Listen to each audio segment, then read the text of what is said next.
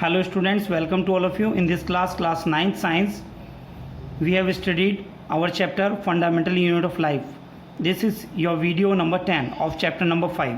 Okay students, in this lecture we will study about the next part of the cell, that is known as Golgi apparatus.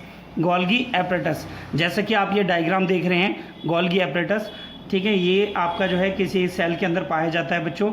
इसके बारे में हम आज detail में हम सबसे पहले हम इसे स्टडी करेंगे, गोल्गी एपरेटस. तो बच्चों आज का टॉपिक है आपका गोल्गी एपरेटस. ओके स्टूडेंट्स, तो गोल्गी एपरेटस क्या है, किस साइंटिस्ट ने इसे डिस्कवर किया था, इसके बारे में आज डिटेल में हम इसमें पढ़ेंगे. तो फर्स्ट ऑफ ऑल इसको डिस्कवर किसने किया, डिस्कवर किया था इन्होंने, किसने डिस्कवर किया था बच्चों. It is firstly discovered by it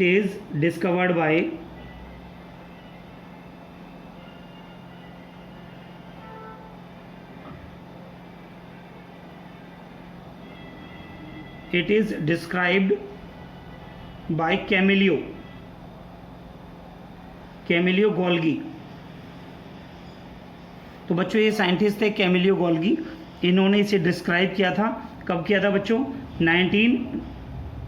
1898 में इसको डिस्क्राइब किया था इन्होंने. कैसे डिस्क्राइब किया था बेटा, इसे देखेंगे आप इसमें, by using black reaction technique. Okay students, तो यहाँ से आपका 1 मार्क्स का क्वेश्चन बन सकता है कि क्या गोल्गी एपरेटस को किसने डिस्क्राइब किया था बच्चों. तो ये आएगा आपका कैमिलियो गोल्गी. ओके स्टूडेंट्स, तो यहाँ पर हम देखेंगे इसमें जो ये डायग्राम मैंने आपको दिखाया है, इस डायग्राम में आप देख रहे हैं क्या क्या पार्ट्स हैं. वॉक्यूल आपको दिखाया है कि वॉक्यूल इसमें होता है, ठीक है, क्रिस्टनी इसमें पाया जाता है, और क्रिस्टनी के बीच में जो स्पेस होता है इसे हम बोलते हैं इंटरक्रिस्टिनल स्पेस. और यहाँ पर कुछ वेसिकल्स होते हैं एंड क्रिस्टनल मेम्ब्रेन. इन सभी का वर्क क्या है, इस क्या नाम है लेक्चर में हम इसमें स्टडी करेंगे. ओके स्टूडेंट्स, ये जो मैंने डायग्राम बनाया है ये एनिमल सेल के अंदर पाया जाता है बच्चों, ठीक है. In animal cell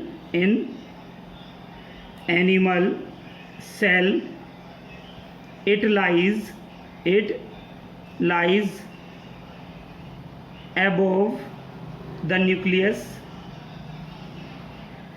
above the nucleus.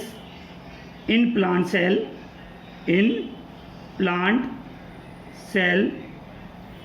it is scattered in the cytoplasm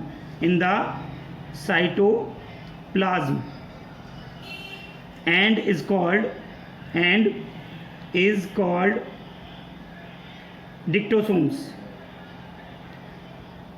डाइक्टोसोम्स. तो बच्चों इसमें आप देख रहे हैं एनिमल सेल में किस में पाया जाता है, अबव द न्यूक्लियस पाया जाता है, और प्लांट सेल में ये जो है साइटोप्लाज्म में होता है, जिसे हम डिक्टोसोम्स के नाम से भी कहते हैं बच्चों. अब ये किस किस पार्ट में कंसिस्ट होता है बच्चों आपको दिखाया गया. मैंने वेसिकल्स आपको दिखाया कि वेसिकल्स होते हैं इसमें, क्रिस्टनी होते हैं इसमें, वॉक्यूल्स होते हैं, वेसिकल्स होते हैं इसमें. तो इन सभी पार्ट्स को हम यहाँ पे लिख सकते हैं. It consist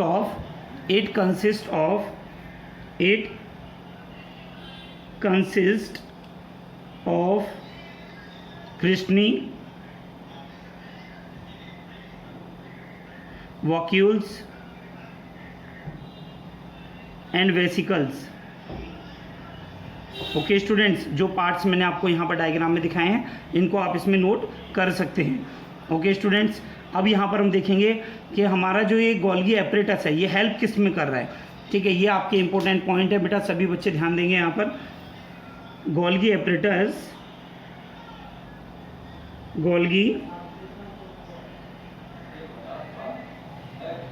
apparatus helps in packing and dispatching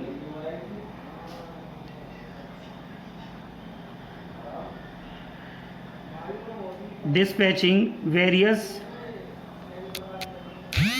materials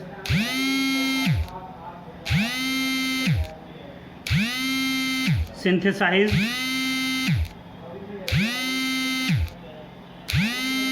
synthesized near endoplasmic reticulum to inside and outside.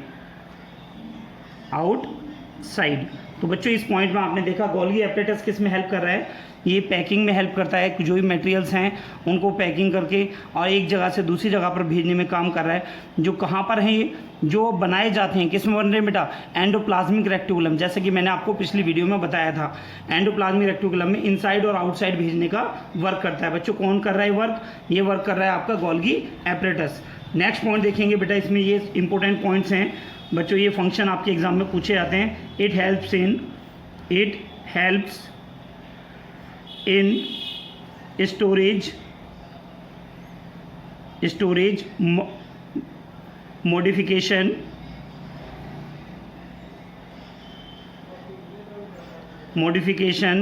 and packing of products in vesicles। तो बच्चों आपको यहाँ पर मैंने बताया ये जो है जो हमारे मटेरियल होते हैं, जो सेल को नीड होती है फॉर ग्रोथ के लिए या किसी चीज़ के लिए, तो उनको ये स्टोरेज करने का काम करता है, उनको मॉडिफाई करता है एंड पैक करके उनको जो किसके प्रोडक्ट हैं बच्चों, ये जो वेसिकल्स में तैयार होते हैं। ठीक है बच्चों, तो यहाँ पर एक और पॉइंट है बच्चों, इसमें ध्यान रखेंगे। समटाइम्स कुछ इसमें इस तरीके से भी वर्क होता है। Sometimes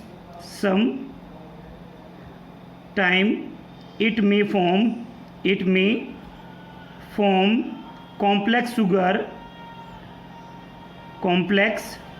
sugar from simple sugar। तो बच्चों ये क्या वर्क करता है, कभी कभी ऐसा भी होता है ये कॉम्प्लेक्स शुगर फॉर्म करता है सिंपल शुगर से, यानी जो भी मटेरियल क्या नाम है सेल के द्वारा लिया जाता है उसको ये कॉम्प्लेक्स शुगर में यानी कार्बोहाइड्रेट्स वगैरह में कन्वर्ट करता है। ठीक है बच्चों, नेक्स्ट पॉइंट हम ध्यान रखेंगे इसमें। इट ऑल्सो फॉर्म्स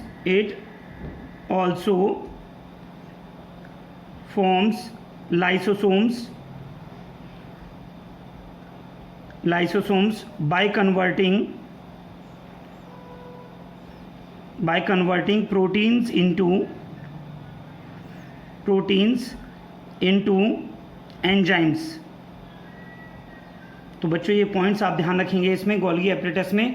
ठीक है बच्चों, तो यहाँ पर आपको इसमें जो सबसे मेन पॉइंट्स है वो आपके मेन पॉइंट्स क्या हैं, तो चलिए बच्चों एक बार और इसे क्लियर कर लेते हैं। इसे डिस्क्राइब किसने किया था बच्चों, कैमिलियो गोल्गी ने किया था। ठीक है, ये पॉइंट आप सभी ध्यान रखेंगे। ठीक, कैमिलियो गोल्गी, तो यहाँ पर ये वर्ड आप सही करेंगे, गोली लिखा हुआ है बच्चों, ये गोल्गी कैमिलियो गोल्गी ने इसे डिस्क्राइब किया था इन 1898 में। ठीक है बच्चों, एंड ये यहाँ पर एनिमल सेल में कहाँ पाया जाता है, एनिमल सेल में it lies above the nucleus. In plant cell it scattered in the cytoplasm and is called dictyosomes. Plant cell में से डिक्टोसोम्स के नाम से भी कहते हैं हम। ठीक है, ये किस किस पार्ट में कंसिस्ट होता है, it consist of cristae, vacuoles and vesicles. ठीक है, Golgi apparatus helps in packing, dispatching various materials synthesize near ER and inside and outside. यानी जो ER यानी एंडोप्लाज्मिक रेक्टिकुलम के अंदर जो भी मटेरियल्स बनते हैं उनको इनसाइड और आउटसाइड भेजने में, डिस्पैचिंग करने में गोल्गी एपरेटस हेल्प करता है। इसका नेक्स्ट एक और वर्क है बच्चों, it also helps in storage, modification and packing of product in vesicles. Golgi apparatus sometimes form complex sugar from the simple sugar. ठीक, it also forms lysosomes by converting proteins into enzyme. तो बच्चों यहाँ से जो point आएगा आपका, ये अगर 2 मार्क्स में आता है तो आपको इसमें कोई भी एनी 2 पॉइंट्स पूछ सकते हैं। 1 मार्क्स का क्वेश्चन कोई भी आ सकता है आपका। ठीक है, डायग्राम के साथ में अगर ये आएगा क्वेश्चन तो आपको 3 मार्क्स में पूछा जाएगा बच्चों एग्जाम में। ठीक है, तो सभी बच्चे नोट करेंगे इसे। नेक्स्ट टॉपिक है बच्चों आपका इसमें लाइसोसोम्स। क्या है बच्चों, लाइसोसोम्स। तो इस टॉपिक में हम पढ़ेंगे लाइसोसोम्स के बारे में। लाइसोसोम्स क्या होते हैं, तो बच्चों ये भी आपके क्या है, सेल के अंदर ही ये सेल पाए जाते हैं। इसको डिस्कवर्ड किसने किया था बच्चों, it is discovered by the de Duve in 1955। ठीक है, it is membrane bound vesicles formed by the smooth endoplasmic reticulum formed by the smooth endoplasmic reticulum और गोल्गी एपरेटस। तो बच्चों लाइसोसोम्स किसके द्वारा बनाए जाते हैं, किसके द्वारा फॉर्म्ड होते हैं, गोल्गी एपरेटस या स्मूथ एंडोप्लाज्मिक रेक्टिकुलम के द्वारा ये फॉर्म्ड होते हैं। ठीक है बच्चों, लाइसोसोम्स के अंदर it contain hydrolytic enzyme capable of breaking down organic material. These enzyme are synthesize by RER for क्या होता है बच्चों, स्मूथ एंडोप्लाज्मिक रेक्टिकुलम। यानी लाइसोसोम्स के पास में क्या होते हैं बच्चों, it contain strong hydrolytic enzyme. इसके पास में स्ट्रॉन्ग हाइड्रोलाइटिक एंजाइम होते हैं जो कैपेबल होते हैं बच्चों ब्रेकिंग करने में, ब्रेकिंग डाउन ऑर्गेनिक मटेरियल, जो भी मटेरियल सेल के अंदर आता है उसको ब्रेक डाउन करने में ये हेल्प करते हैं। दीज एंजाइम सिंथेसाइज, ये एंजाइम कहाँ सिंथेसाइज होते हैं बच्चों, these enzyme synthesize by rough endoplasmic reticulum. और ये बच्चों हाइड्रोलाइटिक जो एंजाइम है ये किस में हेल्प करता है बच्चों, it helps in intracellular digestion, so it is also called a digestive bags. Lysosomes को हम डाइजेस्टिव बैग्स भी कहते हैं बच्चों, ये ध्यान रखना है। यहाँ से 1 मार्क्स का क्वेश्चन आपके एग्जाम में आ सकता है बच्चों।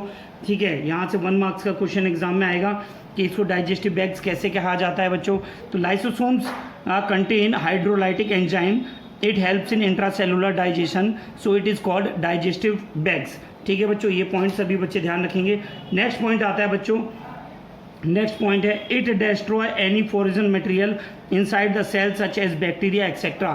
ठीक है, फ्रॉम द आउटसाइड अगर कोई बैक्टीरिया वगैरह सेल के अंदर आ जाता है जो हमारी बॉडी को हार्म कर सकता है, उसको लाइसोसोम क्या कर देता है बच्चों, उसको क्या करता है, किल कर देता है, उसको डिस्ट्रॉय कर देता है। ओके स्टूडेंट्स, तो ये पॉइंट भी आपका बहुत इंपॉर्टेंट पॉइंट है। ये कैसे क्वेश्चन पूछा जाएगा अभी आपको मैं इसके बारे में बताऊंगा। नेक्स्ट पॉइंट में आप देख रहे हैं बच्चों, it also remove the worn out cell and poorly working cell organelles by digesting them and hence make a waste disposal system of cell and keep the cell clean। ठीक है बच्चों, जो हमारे चोट लग जाती है, जैसे हमारी बॉडी में कहीं चोट लग गई तो कुछ ब्लड बाहर आ गया, कुछ सेल्स बाहर आ गए, ठीक है, वो उन्हें हम कहते हैं बच्चों वॉर्न आउट सेल। क्या कहते हैं बच्चों, वॉर्न आउट सेल। ठीक है, जैसे कि आपने देखा होगा नॉर्मली किसी की चोट लग जाती है, ठीक है, तो ब्लड वगैरह बाहर आता है, कुछ खून जम जाता है बॉडी के ऊपर, ठीक है, तो वो जो है वॉर्न आउट सेल है। उन सेल्स की जगह पर बॉडी में न्यू सेल्स बनाए जाते हैं। कौन हेल्प कर रहा है बच्चों, ठीक है, हमारी बॉडी कैपेबल होती है सेल्स को बनाने में, लेकिन जो वॉर्न आउट सेल हैं उनको डाइजेस्ट करने का काम किसका है बच्चों, लाइसोसोम्स का है। किसका काम है बच्चों, लाइसोसोम्स का है। ठीक है, और जो पुअरली वर्किंग है, जो प्रॉपर तरीके से वर्क नहीं करते हैं सेल, ठीक है, उनको ये डाइजेस्ट कर लेता है, उनको ये खा लेता है। ठीक है बच्चों, and make the waste disposal system. Means क्या है बच्चों कि जो वेस्ट प्रोडक्ट है, जो हमारी बॉडी के अंदर वेस्ट सेल हैं, वॉर्न आउट सेल हैं या पुअरली वर्किंग सेल हैं, उनको ये डिस्पोजल सिस्टम की तरह उन्हें डाल देता है, उनको अलग कर देता है और इस तरीके से सेल को ये क्लीन रखता है। ओके स्टूडेंट, ये लास्ट पॉइंट आपका बच्चों मोस्ट इंपॉर्टेंट पॉइंट है, सभी बच्चे ध्यान रखेंगे बेटा। लास्ट पॉइंट इंपॉर्टेंट पॉइंट है बेटा आपका, यहाँ से एग्जाम में आता है। Suicidal bag of the cell lysosomes को क्यों कहा जाता है बच्चों, suicidal bag of the cell lysosomes को क्यों कहते हैं, during disturbance in the cellular metabolism. ठीक है, during disturbance in the cellular metabolism, जब सांस लेते हैं तो ऑक्सीजन अंदर जाती है तो काफ़ी सारी रिएक्शन हमारी बॉडी में होती हैं, वो सभी रिएक्शन हमारी सेल की जो रिएक्शन होती है, सेल के अंदर की जो रिएक्शन, वो हमारी सेलुलर मेटाबॉलिज्म में आती हैं। ठीक है बच्चों, वहाँ पर अगर डिस्टर्बेंस होता है तो लाइसोसोम्स गेट ब्रस्ट, लाइसोसोम क्या हो जाते हैं, अपने आप ही फट जाते हैं, ठीक है, ब्रस्ट हो जाते हैं, and its enzyme digest their own cell. और जो क्या नाम है, जो इसका एंजाइम होता है, जिसके बारे में मैंने आपको बताया था, हाइड्रोलाइटिक एंजाइम और भी अदर एंजाइम्स होते हैं बच्चों, वो जो एंजाइम है वो अपने ही सेल को खुद ही खा जाता है। ठीक है बच्चों, अगर इसकी वजह से, लाइसोसोम्स की वजह से बॉडी के अंदर कोई भी डिस्टर्बेंस होती है तो ये लाइसोसोम अपने आप ही ब्रस्ट हो जाते हैं और इनके जो एंजाइम होते हैं वो अपने ही सेल को डाइजेस्ट कर लेते हैं। इसीलिए इन सेल्स को lysosomes are also called as suicidal bag of the cell, इसीलिए लाइसोसोम को suicidal bag of the cell कहा जाता है। ठीक है बच्चों, ये पॉइंट सभी बच्चे ध्यान रखेंगे कि लाइसोसोम्स को suicidal bag of the cell क्यों कहते हैं, because during disturbance in the cellular metabolism lysosomes get burst and its enzyme digest their own cell, thus lysosomes are also called as suicidal bag of the cell, इसीलिए इन्हें suicidal bag of the cell कहा जाता है। Clear है बच्चों। तो lysosomes को discover किसने किया था बच्चों, डी डोव ने किया था इन 1955 में। ठीक है बच्चों। और ये फॉर्म्ड कहाँ पर होती है? गोल्गी एपरेटस के द्वारा या स्मूथ एंडोप्लाज्मिक रेटिकुलम के द्वारा लाइसोसोम्स बनते हैं। लाइसोसोम्स के अंदर हाइड्रोलाइटिक एंजाइम होते हैं जो हेल्प करते हैं किसमें बच्चों? Breaking down all organic materials को, और ये डाइजेस्ट कराते हैं भोजन को, इसीलिए इसे बोलते हैं डाइजेस्टिव बैग्स। ये फॉरेन मटेरियल को भी क्या नाम है, किल करने का वर्क करते हैं, उन्हें डिस्ट्रॉय करने का वर्क करते हैं जो भोजन के साथ आ जाते हैं या किसी भी रिएक्शन के थ्रू आ जाते हैं, जैसे बैक्टीरिया वगैरह हमारी बॉडी में आते हैं, तो लाइसोसोम्स उनको किल करने का वर्क करते हैं, डिस्ट्रॉय करने का वर्क करते हैं। हमारी बॉडी के अंदर जो भी वॉर्न आउट सेल होते हैं या पुअरली वर्किंग सेल होते हैं, तो ये उनको डाइजेस्ट कर लेते हैं। कौन बच्चों? लाइसोसोम्स, ठीक है, और हमारे सेल्स को क्लीन रखते हैं। During disturbance of the cellular metabolism, अगर सेलुलर मेटाबॉलिज्म में कोई भी क्या नाम है डिस्टर्बेंस हो जाती है, तो वहाँ पर लाइसोसोम्स जो हैं खुद ही ब्रस्ट हो जाते हैं, और इनके अंदर जो एंजाइम होता है वो इन सेलों को खुद ही, अपने सेलों को, ये लाइसोसोम्स के सेलों को ये डाइजेस्ट कर लेता है, और इस तरीके से इन सेल्स को हम suicidal bag of the cell भी कहते हैं। ठीक है बच्चों, क्लियर हो गया होगा सभी को ये पॉइंट? तो सभी बच्चे नोट कर लीजिए लाइसोसोम्स का ये पॉइंट। सारे पॉइंट्स को आप रिवाइज करते रहिए, कॉपी में नोट करिए, जिससे आपके सारे पॉइंट्स आपके क्लियर होते रहें। करिए बच्चों नोट। नेक्स्ट पॉइंट आता है बच्चों आपका mitochondria. It is also the part of the cell. Okay student, mitochondria को हम power house of the cell भी कहते हैं। ये बच्चों माइटोकॉन्ड्रिया का स्ट्रक्चर है। माइटोकॉन्ड्रिया की आउटर मेम्ब्रेन है, और ये जो बीच में जो गैप दे रखा है, जो आपको ये स्ट्रक्चर आपको दिखा रखी है, it is known as cristae. इसके बारे में आपको अभी मैंने पिछले डायग्राम में भी समझाया था बच्चों। क्या पढ़ाया था बच्चों? मैंने भी लास्ट वाले डायग्राम में आपको मैंने बताया था गोल्गी एपरेटस के बारे में, वहाँ पर भी हमने इसे देखा था। ठीक है, इनके बीच में जो यहाँ पर एक लिक्विड फिल होता है, इसे बोलते हैं बच्चों मैट्रिक्स। ठीक है, और ये अंदर वाले चैम्बर को हमने यहाँ पे लिखा है इनर चैम्बर, और जो ये डॉटेड में जो आपको चीज़ें दिखाई हैं, that is known as ribosomes, और ये आपके आउटर मेम्ब्रेन है। चलिए बच्चों स्टार्ट करते हैं। माइटोकॉन्ड्रिया आपका क्या है? तो माइटोकॉन्ड्रिया को ऑब्जर्व जो किया था उस साइंटिस्ट का नाम था कोलिकर। ठीक है बच्चों, कोलिकर जो ये साइंटिस्ट हैं, इन्होंने ये बाद में दिया था। इनसे पहले एक साइंटिस्ट थे बच्चों, उनका नाम था ऑल्टमैन। क्या नाम था बच्चों? ऑल्टमैन। तो ऑल्टमैन ने भी इसको दिया था, ऑल्टमैन। ठीक है, बाद में लेकिन जो लास्ट में इन्होंने किया था वो उनका नाम कोलिकर था। ठीक है बच्चों, जो नेम माइटोकॉन्ड्रिया है, माइटोकॉन्ड्रिया नेम दिया था बच्चों, एक साइंटिस्ट थे, उनका नाम था Benda. Name mitochondria was given by Benda. ठीक है बच्चों, इसकी जो शेप होती है, माइटोकॉन्ड्रिया की जो शेप होती है वो रॉड शेप्ड होती है, डबल मेम्ब्रेनस सेल ऑर्गेनल है ये। इसको हम power house of the cell भी कहते हैं। क्यों कहते हैं, इसके बारे में हम इस लेक्चर में हम पढ़ेंगे। ओके स्टूडेंट्स, तो यहाँ पर जो आउटर मेम्ब्रेन जो आपको दिखाई हुई है बच्चों डायग्राम में मैंने, ये जो आउटर मेम्ब्रेन है, इसके अंदर हम जो पढ़ रहे हैं, आउटर मेम्ब्रेन जो होती है आपकी वो स्मूथ होती है। कैसी होती है बच्चों? Smooth and porous. पोरस का मतलब क्या होता है? इसमें छोटे छोटे छिद्र पाए जाते हैं। लेकिन जो अंदर की जो मेम्ब्रेन होती है, लेकिन जो अंदर जो मेम्ब्रेन है, कौन सी वाली? जो अंदर की जो इनर चैम्बर है, जो इनर मेम्ब्रेन है, जहाँ पर आप फिंगर लाइक प्रोजेक्शन आप देख रहे हैं, ठीक है, जो आपकी क्रिस्टी फॉर्म करती है, but inner membrane is folded into finger like cristae for ATP generating reaction. तो जो ये फिंगर लाइक प्रोजेक्शन है, जो स्ट्रक्चर है बच्चों, ये एटीपी जनरेटिंग रिएक्शंस को कराती है। यहाँ पर एटीपी जनरेशन होता है। अब एटीपी जनरेशन कैसे होता है बच्चों, इसके बारे में डिटेल में पढ़िए। क्रिस्टी जो आपको मैंने बताया बच्चों, जो क्रिस्टी होते हैं, ठीक है, on cristae oxysomes are present which are the main site for ATP generation. तो आपसे पूछा जा सकता है बच्चों माइटोकॉन्ड्रिया में main site for ATP generation क्या है, तो आप बताएंगे क्रिस्टी। क्रिस्टी के ऊपर क्या होते हैं? आपके ऑक्सीसोम्स होते हैं, और यही आपकी मेन साइट होती है एटीपी जनरेशन की। ठीक है बच्चों, नेक्स्ट पॉइंट आप ध्यान रखेंगे, माइटोकॉन्ड्रिया हेल्प करता है एरोबिक रेस्पिरेशन में। ठीक है, माइटोकॉन्ड्रिया रिलीज करता है एनर्जी को in the form of energy, in the form of ATP, in the form of ATP. ATP के बारे में बच्चों मैंने आपको पहले ही बताया था, एडिनोसिन ट्राईफॉस्फेट। एडिनोसिन ट्राईफॉस्फेट ये एनर्जी रिलीज होती है। It is called as energy currency. इसे हम क्या कहते हैं बच्चों? एनर्जी करेंसी भी कहते हैं। ठीक है बच्चों, माइटोकॉन्ड्रिया का वर्क क्या होता है बच्चों? It provide energy for the various metabolic functions of the cell, so it is called as power house of the cell. यानी बॉडी के अंदर, ठीक है, सेल के अंदर जो भी मेटाबॉलिक रिएक्शंस होती हैं, ठीक है, मेटाबॉलिक रिएक्शंस यानी जो सेल की जो रिएक्शन, जो भी फंक्शंस होते हैं, फंक्शन के जो सेल होते हैं, उनको जो एनर्जी प्रोवाइड होती है वो माइटोकॉन्ड्रिया की वजह से होती है। ठीक है, माइटोकॉन्ड्रिया एटीपी के फॉर्म में उन्हें एनर्जी प्रोवाइड कराता है, इसीलिए इसे power house of the cell कहा जाता है।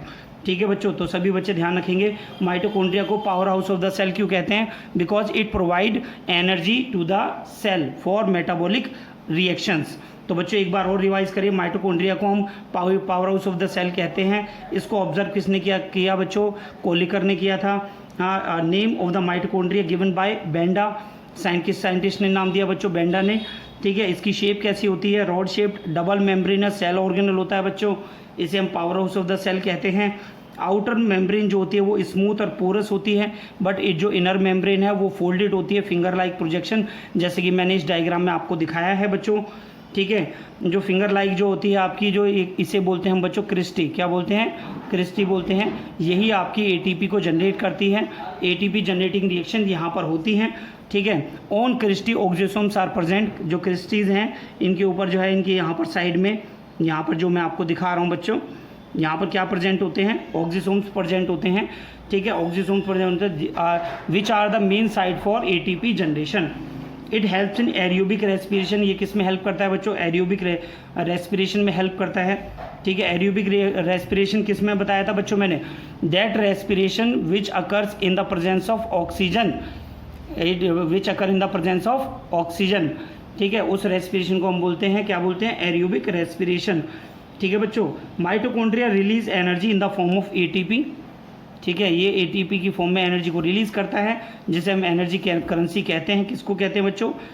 एटीपी को एनर्जी करेंसी भी कहा जाता है। ठीक है बच्चों, यहाँ पर नेक्स्ट पॉइंट आप देख रहे हैं इसमें, it provide energy for the various metabolic functions, ठीक है, of the cell, so it is called as power house of the cell. ठीक है, ये क्या है? वेरियस मेटाबॉलिक रिएक्शंस के लिए जो एनर्जी प्रोवाइड कराता है बच्चों, इसीलिए इसे power house of the cell भी कहा जाता है। तो बच्चों आज की क्लास में मैंने आपको पढ़ाया, सबसे पहले जो मैंने पॉइंट पढ़ाया था बच्चों, आज आपको गोल्गी एपरेटस के बारे में आपको समझाया था बच्चों मैंने। ठीक है, गोल्गी एपरेटस को किसने डिस्कवर किया था बच्चों? कैमिलियो गोल्गी ने। ठीक है, एनिमल सेल में कहाँ प्रेजेंट होता है? लाइज अबव द न्यूक्लियस, और प्लांट सेल में ये जो पाया जाता है उसको हम इसे डिक्टोसोम्स भी कहते हैं बच्चों। It consist of cristae vacuoles and vesicles, जैसा कि मैंने डायग्राम में आपको दिखाया है। ठीक है बच्चों, गोल्गी एपरेटस हेल्प करता है पैकिंग और डिस्पेजिंग ऑफ वेरियस मटेरियल्स को। ठीक है, जो नियर कहाँ पर? एंडोप्लाज्मिक रेक्टिकुलम, इनसाइड और आउटसाइड ऑफ द सेल। इसका जो मेन फंक्शन होता है बच्चों, आप ध्यान रखेंगे, it also form lysosomes by converting protein into enzyme. ठीक है, ये लाइसोसोम्स को फॉर्म करता है, ये आपका मेन पॉइंट है। तो आप इस वाले पॉइंट पे आप टिक कर लेंगे, इसको आप याद रखेंगे बेटा अच्छे से। ठीक है, तो नेक्स्ट पॉइंट बच्चों मैंने आपको पढ़ाया आज मैंने लाइसोसोम्स के बारे में। ठीक है, लाइसोसोम्स के बारे में बताया। लाइसोसोम्स को डिस्कवर किसने किया? डी डोव ने किया बच्चों। ठीक है, ये फॉर्म्ड कहाँ पर होते हैं? बाय गोल्गी एपरेटस और स्मूथ एंडोप्लाज्मिक रेक्टिकुलम। ठीक है, लाइसोसोम्स के अंदर हाइड्रोलाइटिक एंजाइम होते हैं। ठीक है, जो हाइड्रोलाइटिक एंजाइम है ये हेल्प करते हैं डाइजेशन में, इसीलिए इन्हें डाइजेस्टिव बैग्स भी कहा जाता है। ठीक है, लाइसोसोम्स डिस्ट्रॉय करते हैं फॉरेन मटेरियल को जो हमारे इनसाइड सेल में आ जाते हैं, जैसे बैक्टीरिया, सच एज बैक्टीरिया, मैंने आपको इसके बारे में बताया। अगर हमारी बॉडी में कोई भी वॉर्न आउट सेल या पुअर वर्किंग सेल ऑर्गेनल होते हैं, उनको डाइजेस्ट करने के जो काम होता है वो लाइसोसोम्स का होता है बच्चों। यानी एक वेस्ट डिस्पोजल सिस्टम ये फॉर्म कर लेता है और ये सेल को क्लीन रखता है। लास्ट वाला पॉइंट मोस्ट इंपॉर्टेंट है, लाइसोसोम को suicidal bag of the cell क्यों कहते हैं बच्चों? क्योंकि during the disturbance of the cellular metabolism lysosomes get burst and its enzyme digest their own cell. ठीक है, और जो लाइसोसोम्स का जो एंजाइम होता है वो अपने ही सेल को वो डाइजेस्ट कर लेता है, इसीलिए इनको हम जो है suicidal bag of the cell कहते हैं। इस तरीके से हमारे ये बॉडी के सेल्स को क्लीन रखते हैं और ये सेव रखते हैं बच्चों। ठीक है, ये था आपका लाइसोसोम्स। और लास्ट पॉइंट मैंने बच्चों आज आपको पढ़ाया माइटोकॉन्ड्रिया के बारे में। माइटोकॉन्ड्रिया को power house of the cell भी कहा जाता है। माइटोकॉन्ड्रिया को सबसे पहले डिस्कवर किया था ऑल्टमैन ने, लेकिन इसे बाद में ऑब्जर्व करके देखा था, जिसकी थ्योरी जो आप आज पढ़ रहे हैं उसे कोलिकर ने किया था बच्चों। माइटोकॉन्ड्रिया जो नाम है वो बेंडा ने दिया था बच्चों। इसकी माइटोकॉन्ड्रिया की जो शेप होती है रॉड शेप्ड सेल होती है, और डबल मेम्ब्रेनस होती है, डबल मेम्ब्रेन होती है, इनर मेम्ब्रेन आउटर मेम्ब्रेन पाई जाती है। आउटर मेम्ब्रेन जो होती है स्मूथ होती है और inner membrane finger like cristae की फॉर्म्ड होती है, जहाँ पर आपकी एटीपी जनरेटिंग रिएक्शंस होती हैं। ठीक है, क्रिस्टी पर ऑक्सीसोम्स पाए जाते हैं जो main site of ATP generation होते हैं। ठीक है, माइटोकॉन्ड्रिया एरियोबिक रेस्पिरेशन में हेल्प करता है। ठीक है, और जिसे हम एनर्जी करेंसी कहते हैं। माइटोकॉन्ड्रिया प्रोवाइड करता है एनर्जी को, प्रोवाइड कराता है एनर्जी को for various metabolic functions of the cell को जो मेंटेन करते हैं।